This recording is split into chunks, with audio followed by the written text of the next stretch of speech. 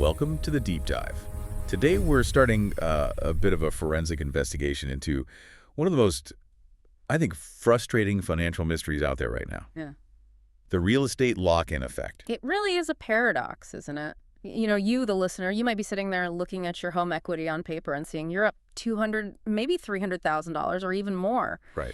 You are, by any definition, rich on paper, but that wealth is also, at the same time, a trap. Exactly.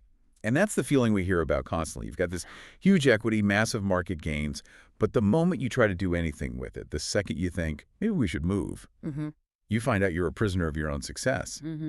We've been calling it the lock-in effect, where that amazing low interest rate has basically become a golden handcuff. And that phrase just captures the emotional part of it so well. Your greatest financial asset, that cheap debt, is the very thing stopping you from making totally normal life choices. Like taking a better job in another state or, moving to a bigger house because your family is growing. Exactly. The cost of freedom is just, well, astronomical. Okay, so let's unpack this financial detention center. Our mission for this deep dive is, I think, pretty clear. First, we need to understand the exact math that's freezing the market. Then we're going to dig into the smart money playbook for how to escape. Without sacrificing that amazing asset. Yes. And finally, we have to ask the big question. Does this whole situation signal a fundamental flaw in how banks offer something like the 30-year fixed mortgage? To start that investigation, we really have to look at the evidence. When we say trap, we mean a real, measurable financial penalty. Let's just lay out the basic numbers that are keeping inventory locked up everywhere. Let's do it. Let's use the perfect scenario. So imagine a homeowner who bought a house for, say, $500,000 back in 2021. Peak low-rate season. Exactly. They locked in a 3% mortgage. So their principal and interest payment is about $2,100 a month. Super manageable. Gives them a lot of breathing room in their budget. They feel secure. Now let's fast forward to today. That same house is probably worth $600,000. They've built up all this equity, they're feeling good, and they think, okay, time to move. But if they sell that house and then try to buy an identical $600,000 replacement home at today's rates, which are, what, 7.5%? Let's say 7.5. The math just turns brutal instantly. That new payment doesn't just go up a little bit. It jumps violently. Your old $2,100 payment is suddenly $4,200. And you really need to let that sink in. To live in the exact same kind of house, just in a different location, you are now paying double every month. That's an extra $2,100 a month. Just to maintain your current standard of living. And if you break that down, it's just the sting is so real. Yeah. That extra money means you're paying over $25,000 more per year. And that's pure interest. It's not equity. It's just flowing straight to the bank. Right. It's just the cost of money. I came across this term that financial advisors are using, and it hit me. They call it voluntary impoverishment. Wow. Because you are actively choosing to make yourself 25 grand poorer every year just to change your address. That's a powerful term because it highlights the choice. You are knowingly giving up savings, retirement, vacations, just to move. We saw one analysis that said it would take almost 12 years in the new house just to break even financially on the interest you've paid. You're setting yourself back a decade. A full decade. So that's the proof of the lock-in. Why would any sane person sign up for that? And they won't. That one calculation explains the entire housing inventory crisis. It's why nobody's selling. It makes no sense to trade a 3% asset for a 7.5% liability. People are just stuck. Okay, so if selling is basically financial suicide, we have to shift the investigation. If you can't move the traditional way, how are people actually getting it done? And this is where it gets really interesting. The key is a complete identity shift. You have to stop thinking just like a homeowner, focused on your primary residence. And start thinking like what? Like an investor. Or even like a small-scale bank. And that leads us right to this strategy people are calling the accidental landlord. So walk us through how this exit ramp actually works. It's become the #1 escape route. The rule is simple. If you have to move, you do not sell the house, you rent it out. Okay. Because your mortgage payment is anchored at that super low $2,100 and market rents have been climbing, that property is almost certainly cash flow positive. So let's say rents in that neighborhood are now, what, $3,000 a month? A pretty reasonable number. That means your property is bringing in $900 a month in positive cash flow before a few expenses. And that cash flow is the key to moving. It's the secret sauce. You use that rental income to improve your debt-to-income ratio, your DTI, when you go to apply for the mortgage on your next home. Okay, wait. I have to push back a little here. Even with that cash flow, you're still taking on a second really expensive mortgage. At 7.5%, you're super leveraged now. Isn't that a ton of risk? It is more risk, no question. But it's what you'd call mitigated leverage. That $900 in positive cash flow makes a huge difference in the bank's calculation for your new loan. They see it offsetting the first mortgage. I So see. yeah, you're leveraged, but you've kept the golden goose, that 3% loan, alive and well, and now you've got a tenant paying down your cheap debt for you. So you're trading a bit more risk for the massive benefit of keeping that low-rate loan. Plus, you're building equity in two places, not just one.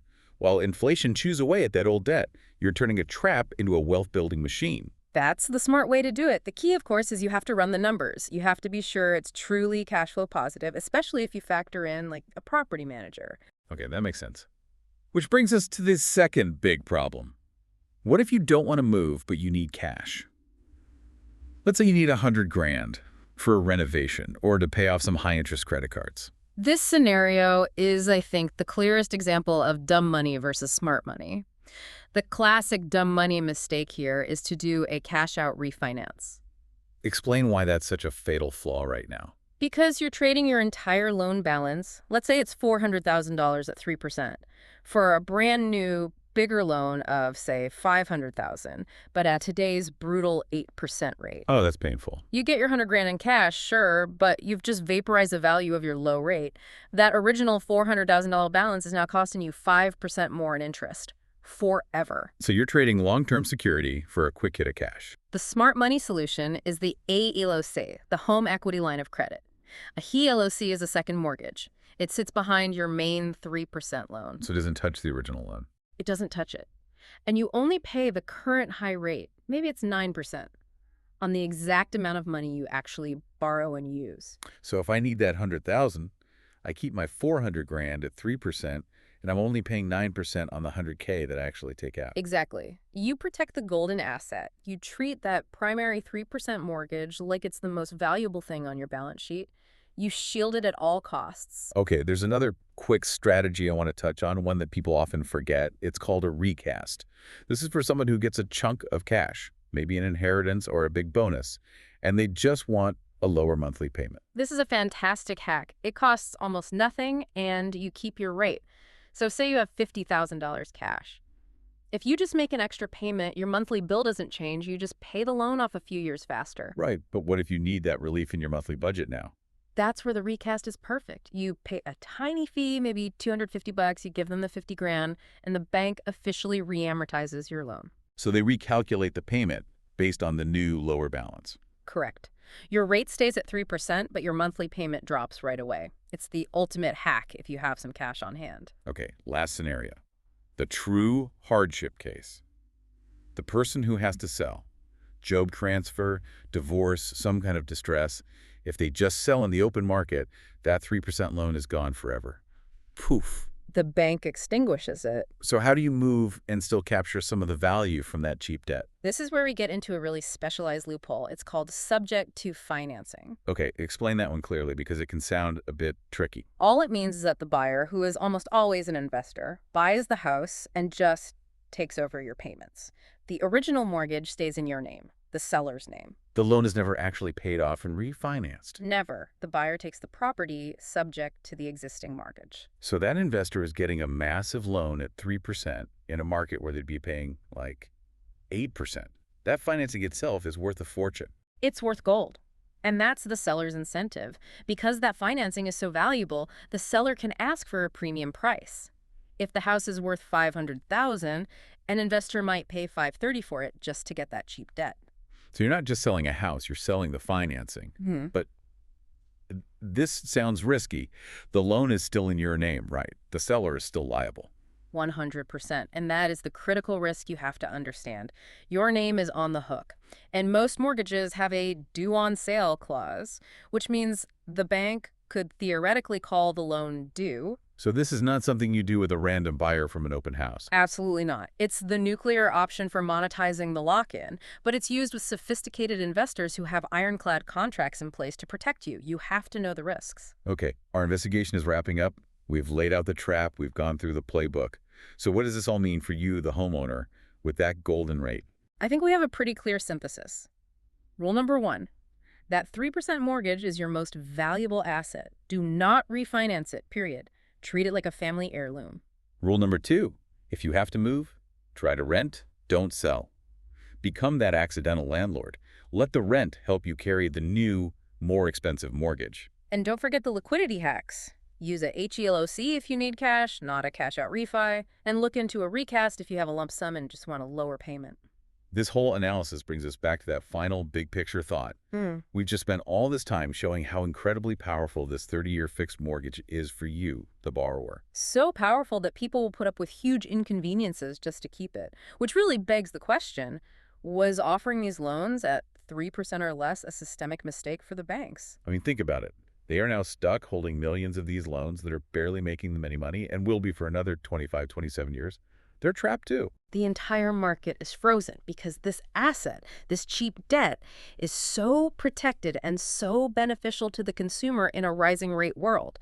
It makes you wonder if we'll see banks try to get rid of the 30-year fixed mortgage as we know it to stop this from ever happening again. That is the question to think about. These handcuffs are only a trap if you panic and try to break them with a costly sale. But if you use these strategies, they become an incredible financial tool. We'll leave you with this choice. Would you rather live in a house you hate with a 3% rate or a house you love with a 7% rate? Until the next deep dive, keep learning.